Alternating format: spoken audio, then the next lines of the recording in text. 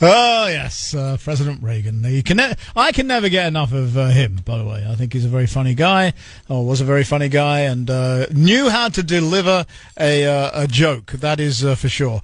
Anyway, there's plenty going on in our world right about now, and one person who is going to join us to talk about that will be Mark Mix. He is on the Davidson Family Dentistry Newsmaker line right now. Do you enjoy that, Mark? I did, Simon. I started laughing, and then I realized I might be on the air. But anyway, I wasn't. So, but it was a good joke, that's for sure. It's a good joke. We got more Reagan jokes. We're going to play for you a bit later.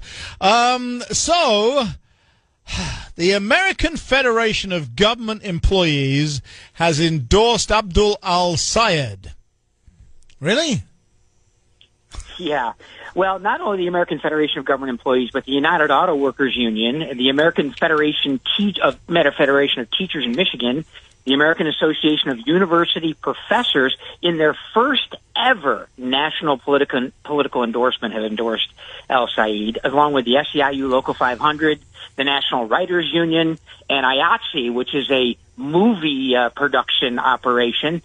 They've endorsed him too, and so he's got a lot of support among union leadership, but I don't think he has a whole lot of support among rank-and-file union members. I'm not sure he does either, and I think all the Republicans need to do, actually, to be honest with you, is just keep reading out this piece he wrote on how football is all about toxic masculinity. Well, Ronald Reagan would have something to say about that on a windy day, sweeping down the field with the blue shadows overcoming. He would. He moved. Yeah. Well, look, everything he says is really something that ought to be played over and over again. When he talks about the policies of Medicare for all, and he talks about the PRO Act, Simon, which directly hits on right-to-work laws. He wants to repeal all the right-to-work laws in the country. He's made that pretty clear. He thinks that manufacturing should be done by union-only labor, notwithstanding the fact that private sector union membership is only at 5.9% in this country. He says he can pay for Medicare for all by just a little bit more taxes, raising the payroll taxes something like to 12.4%, which is like a 32% tax increase overall. I mean, everything he says is a campaign advertisement for his opponent, if really we're listening. Really, I'm not a Republican, Mark. I make that very clear. I'm an independent conservative, and that is who I am. But sometimes I look at this stuff and I'm like, why don't the Republicans just grab this? Our country wouldn't exist without toxic masculinity. I don't believe it was toxic, but certainly without masculinity, our country wouldn't exist. These people, many of them wealthy, stood up, said, we don't care, we're going to be free.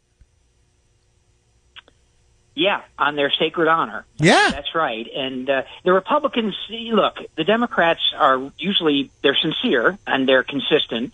The Republicans are just scared, Simon, that's all. They're scared of everything. They're so focused on the politics of reelection that they can't find a way to stand up for really anything. There are some, don't get me wrong, but generally, like you, I've been in this business for a long time, and most of our trouble, unfortunately, for trying to grab freedom in the American workplace and eliminate forced unionism, this idea that was imposed on the country back in the 1930s by the Roosevelt administration, saying that a private organization could force you to pay them for the opportunity to work, is outrageous. And yet, here we are, almost 90 years later, and we still have this power and privilege for a private organization.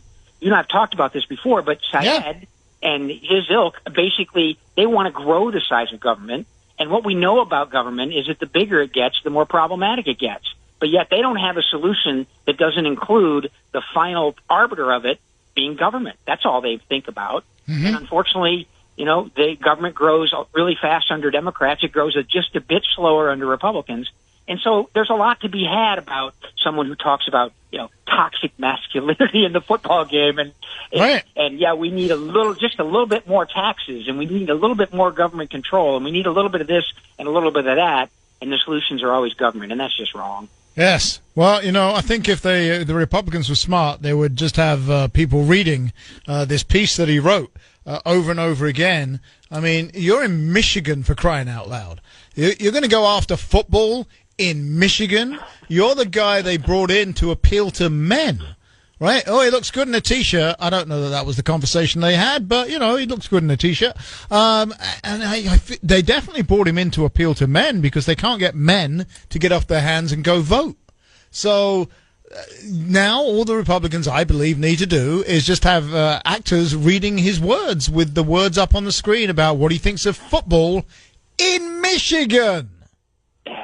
It's insane. Well, you ought to provide some voluntary advice to the campaigns up there about this. Well, hey, we're worldwide on this radio station. They can listen in, and they do, by the way. Indeed. So there you go. Yeah.